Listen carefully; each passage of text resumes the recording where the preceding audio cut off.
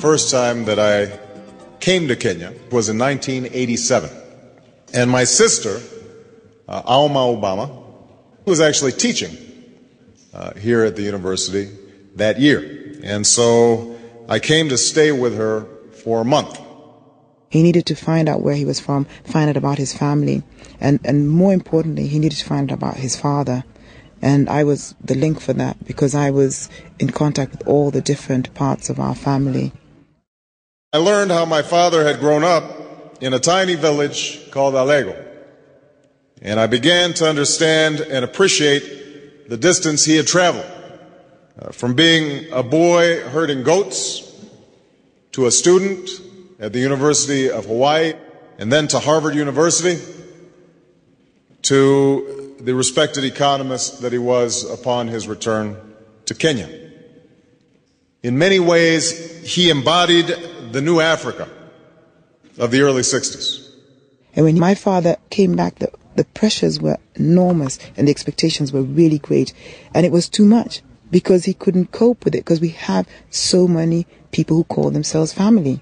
But he had to deal with it at the same time still trying to maintain the cultural balance. And I think he failed. He didn't succeed in being able to move the family forward because he was one person trying to look after hundreds.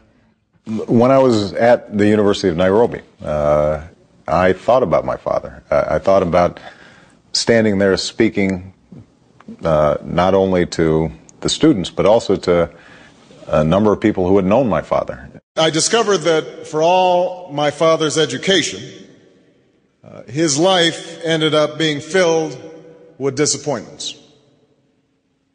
His ideas about how Kenya should progress often put him at odds with the politics of ethnicity and patronage.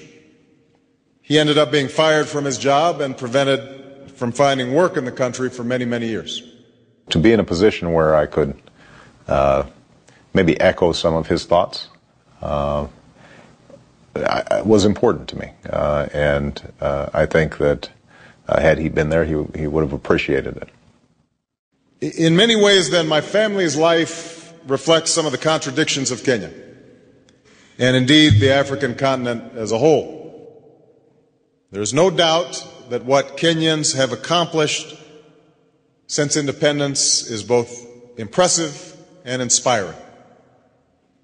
But for all the progress that's been made, we must surely acknowledge that neither Kenya nor the African continent has yet fulfilled its potential.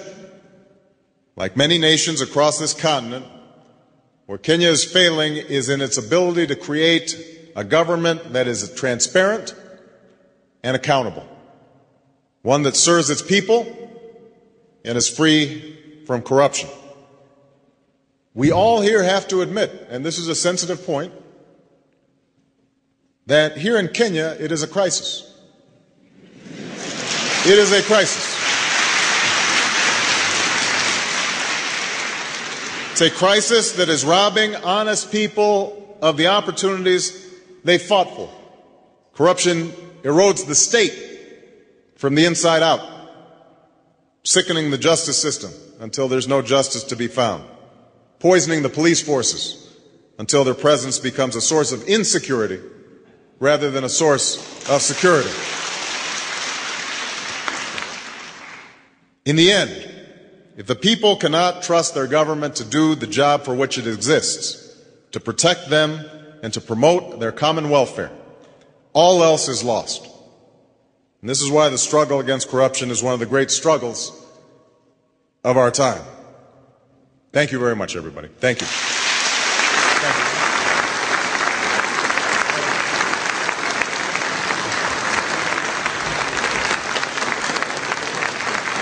Thank you very much, everybody. Thank you.